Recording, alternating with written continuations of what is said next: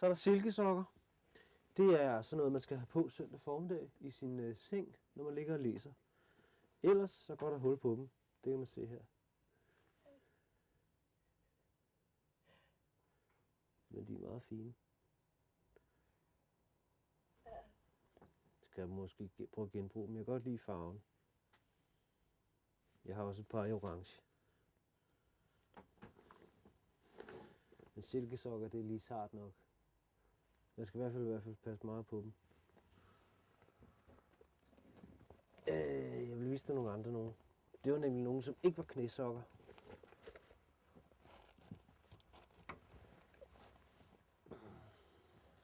Der er flere af de her fra New Orleans. Der er en masse stepsko også. Så dem har jeg efterhånden et par af.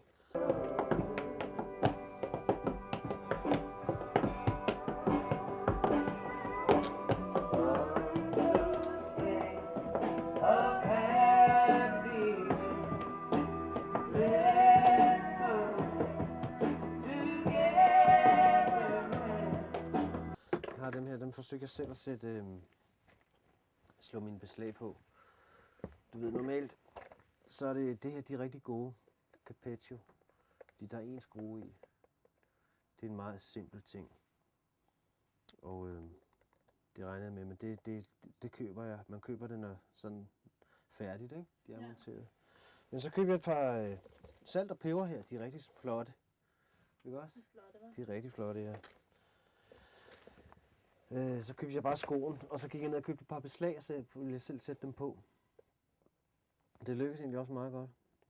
Jeg borede for det hele, og fik dem sat i, men du ved, så gik den altså op her i tåen. Her gik den op i tåen. Helt yderst. Og så sad den bare flappet. Og ja, det kan man ikke lave. Når der først er hul, kan man ikke sådan få den til at tage fat igen i samme hul, jo vel? Så bliver nødt til at flytte hele beslaget. Så det prøvede jeg så. Men det er ikke rigtig godt.